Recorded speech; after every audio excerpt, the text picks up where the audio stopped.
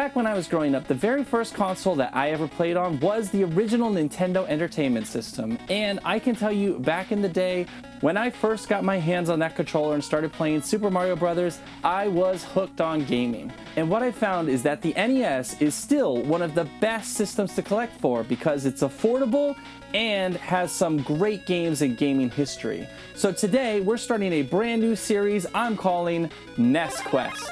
And with this series, I'm out to prove that the NES is still a system that you can collect for on a budget, and it's one of the best ways to experience gaming history. So how will NES Quest work? Well, this will be a series where I'm aiming to collect 100 of the best games in NES's history. This isn't going to be collecting the entire set. This isn't going to be collecting with an unlimited fund. This is to prove that you can collect most of the best games for the NES on a budget. My goal is to try and collect these games at as far below price charting value as possible. Now this can go in multiple directions depending on the audience response, but do I reach out for more expensive grails towards the end? Do I only target games under a certain value? But the way that I've started is a list where I am not going to try and target a game that's above $100 in value. In fact, I'm going to try to stick to $50 or less, if at all possible. Now, we're not starting from scratch because I've already gone out and done some game hunting. I do already have some cartridges that I've started picking up since I've gotten back into gaming, but we will go through, and any games that still have prices on them, the value for price charting discount, if I got it below price charting value, will be added to our overall score. First things first though, I need to clean up an area to start NES Quest.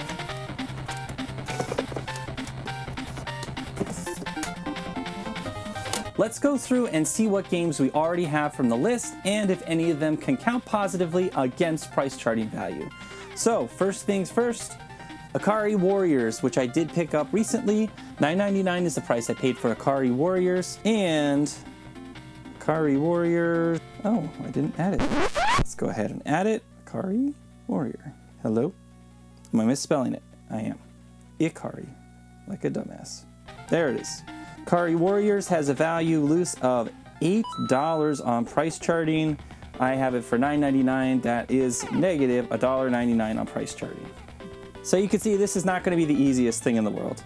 Ikari Warriors in there.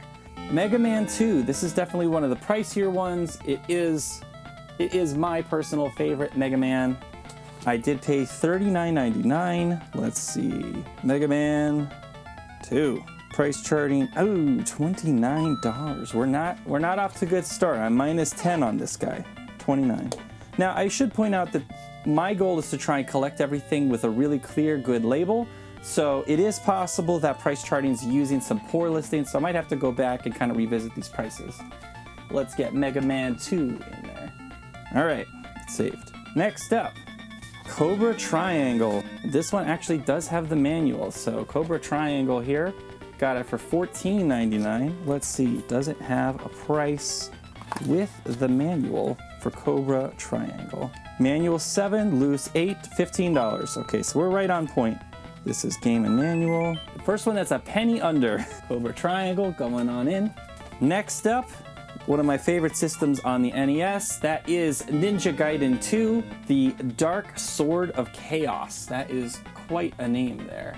Ninja Gaiden 2, Dark Sword of Chaos. I paid $19.99 for Ninja Gaiden 2, and loose $12. Eesh. Again, very clean label though, so might have to go and revisit these prices. All right, so $19.99. Maybe I got hosed. The person that when I did go shop at this place, someone told me that they were expensive. Now this is one exception that I made to my rule, and that is the original Mega Man 1 with that very strange looking Mega Man. I did pay $79.99. Let's see what Mega Man is going for. This may be, okay, loose $85. So this is $5 cheaper than price charting. So that is a plus on that one. Boom. I'll have to work on some kind of a organization for that later. Next up, Ninja Kid. I've got a feeling I overpaid for Ninja Kid. This is one of those games that maybe many people don't think is one of the best on the NES, but it's one thing from my childhood that I do remember. No, I didn't add it. Okay, let's add Ninja Kid. Keeps losing my filter. I just want NES. Come on. Get with the program. It's NES Quest. NES Quest. All right. Ninja Kid. Come on. There it is. Ninja Kid. This is 5-screw Ninja Kid. So $15 for them, $12.99. So I'm actually $2 under price charting for the 5-screw variant. We got the game. We paid $12.99. All right. So that's another positive on Ninja Kid.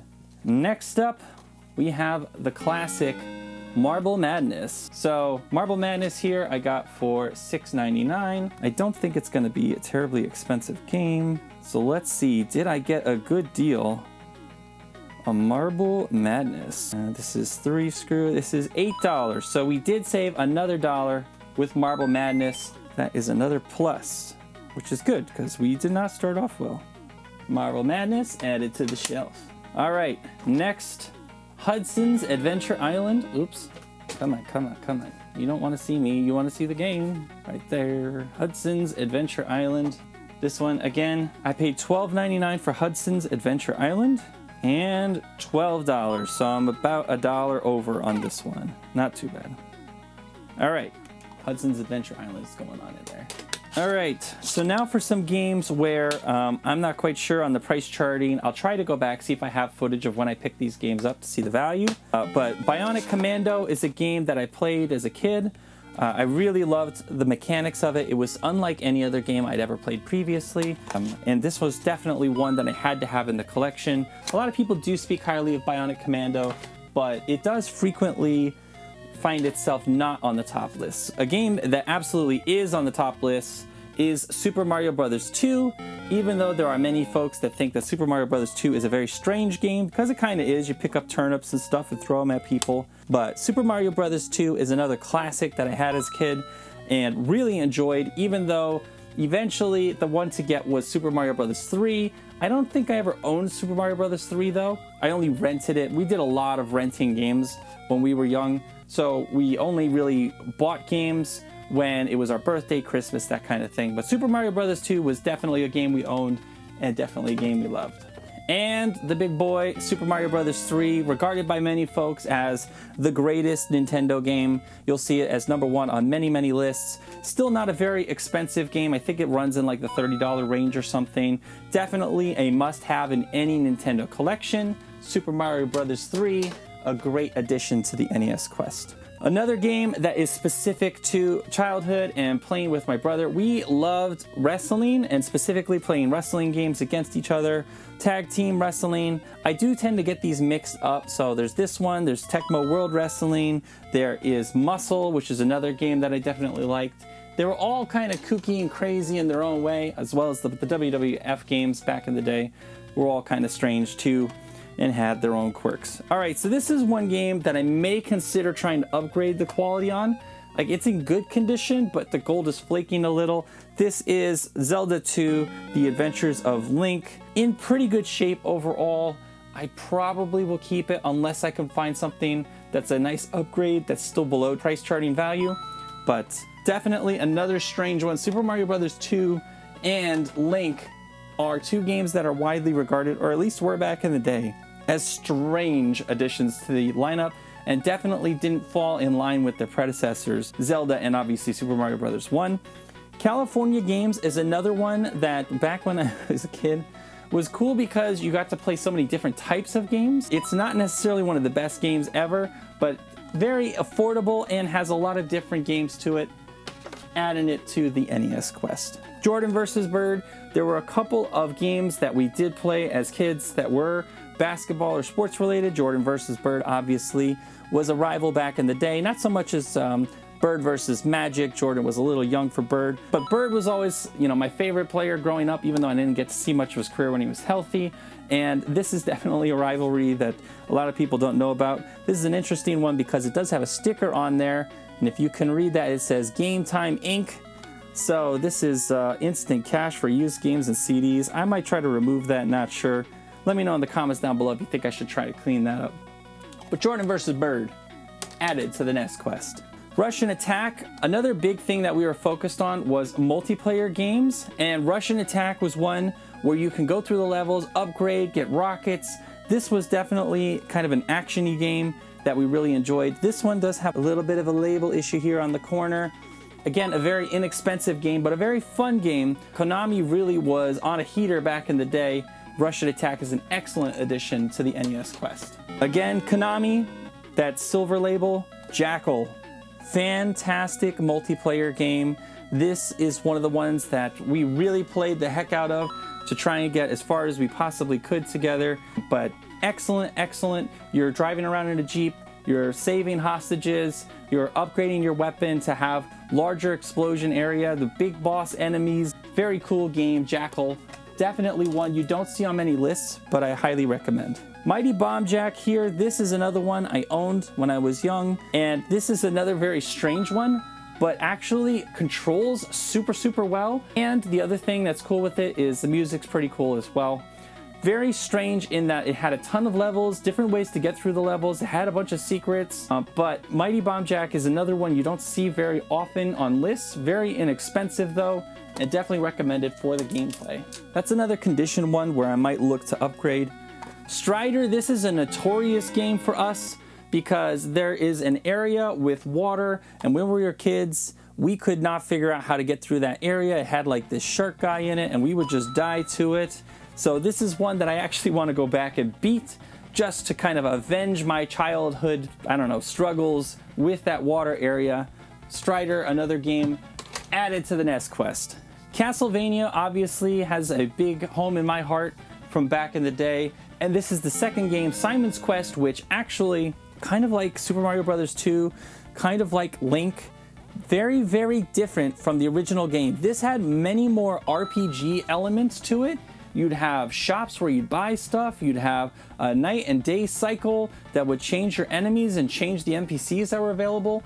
I think it's a really cool game. It's definitely not in line with Castlevania's 1 and 3. It has some similarities, but definitely one that I liked as a kid, and another weirdo game potentially, but added to the NES Quest. Okay, we're making some headway here.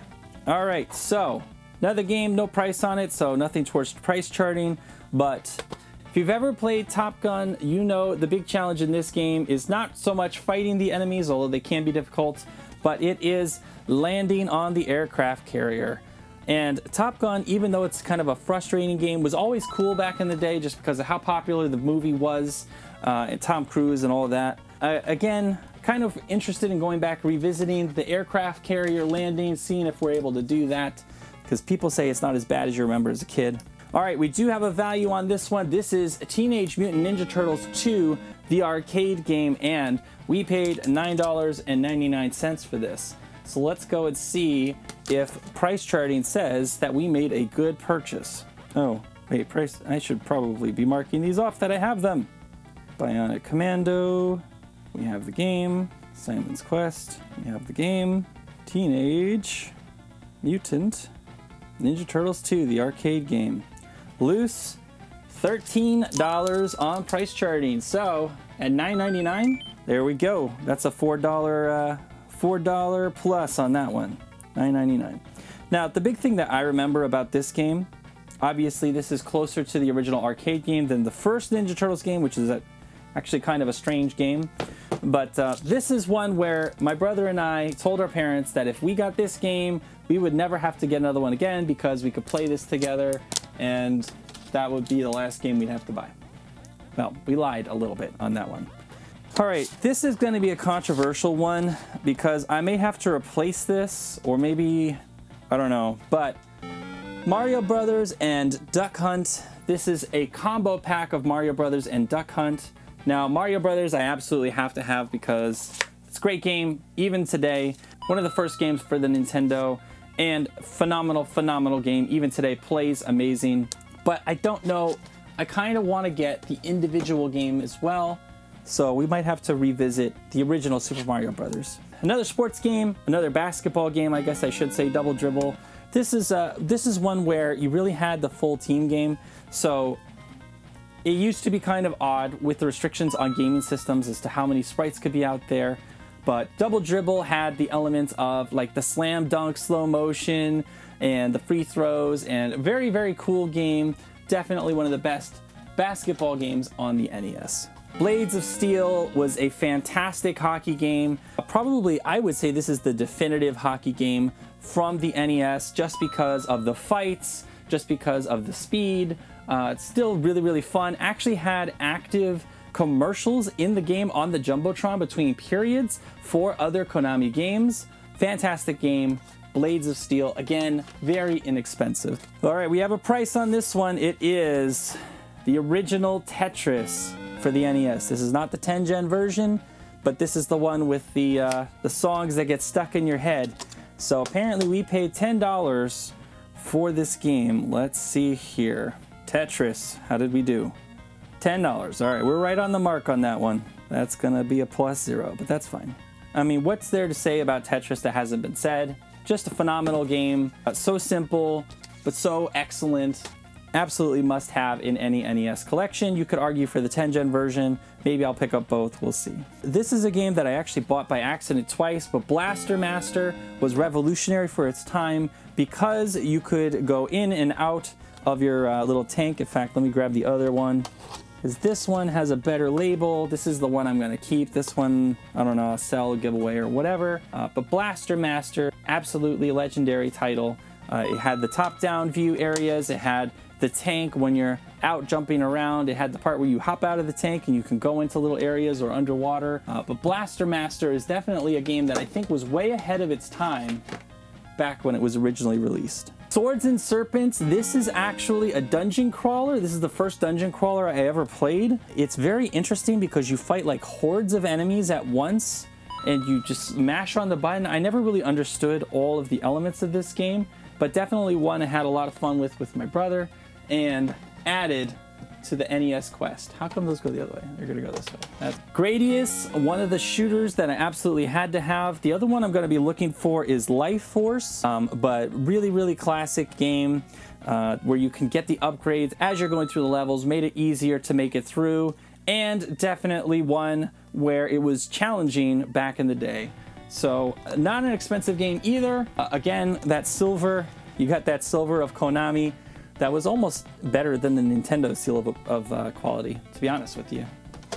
Perfect. All right, another shooter, 1942. We have a price on this one, $10. Let's see how we did for 1942. All right, so we paid 10, 1942, 14. That's a +4 on that one for 1942. This is probably the very first shooter that I remember playing on the NES. This one, I'm gonna have to get rid of these stickers, but it's nice that they're there for the pricing.